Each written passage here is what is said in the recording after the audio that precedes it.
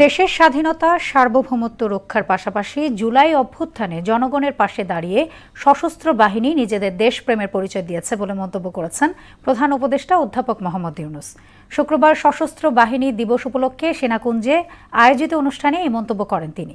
এ সময় আসন্ন নির্বাচন অবাধ, সুষ্ঠু ও উৎসব মুখর করতে সেনাবাহিনী সহ সবাইকে সম্মিলিত চেষ্টা চালিয়ে যাবার আহ্বান জানান অধ্যাপক ইউনূস।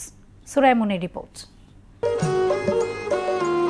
সশস্ত্র বাহিনী দিবসে সেনাকুঞ্জে আয়োজিত অনুষ্ঠানে যোগ দেন প্রধান উপদেষ্টা অধ্যাপক মোহাম্মদ ইউনূস।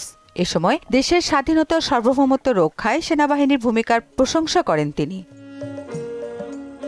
জুলাইয়ে ছাত্র জনতার আত্মত্যাগে অর্জিত সুযোগ কাজে লাগিয়ে সুন্দর ও সমৃদ্ধশালী নতুন বাংলাদেশ গড়ার প্রত্যয় জানান প্রধান উপদেষ্টা। দেশ রক্ষা ও জনকল্যাণমূলক কাজে ব্যাপক সংখ্যক ছাত্র ও যুব সম্প্রদায়কে সম্পৃক্ত করার উদ্দেশ্যে বিএনসিসির কার্যক্রম বহুগুণ বৃদ্ধির নীতিগত সিদ্ধান্ত নেওয়া হয়েছে। দেশের গণতান্ত্রিক উত্তরণে আগামী নির্বাচন খুবই তাৎপর্যপূর্ণ উল্লেখ করে এতে সশস্ত্র বাহিনীকে গুরুত্বপূর্ণ ভূমিকা পালনের আহ্বানও জানান তিনি। আমার সুদৃঢ় বিশ্বাস এটি নির্বিঘ্ন ও উৎসব মুখর নির্বাচন হবে।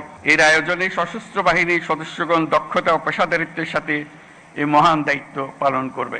অনুষ্ঠানে মহান স্বাধীনতা যুদ্ধ ও ২৪-এর অভ্যুত্থানে শহীদদের স্মরণের পাশাপাশি ভূমিকম্পে হতাহতের ঘটনায় শোক ও দুঃখ প্রকাশ করেন প্রধান উপদেষ্টা। ২০২৪-এর ছাত্র জনতার অভ্যুত্থান ও চলমান দেশ পুনর্গঠন ও সংস্কারের কাজেও সশস্ত্র বাহিনী বরাবরের মতোই মানুষের পাশে দাঁড়িয়ে অব্যাহতভাবে দেশের মানুষের আস্থার প্রতিদান দিয়ে যাচ্ছে।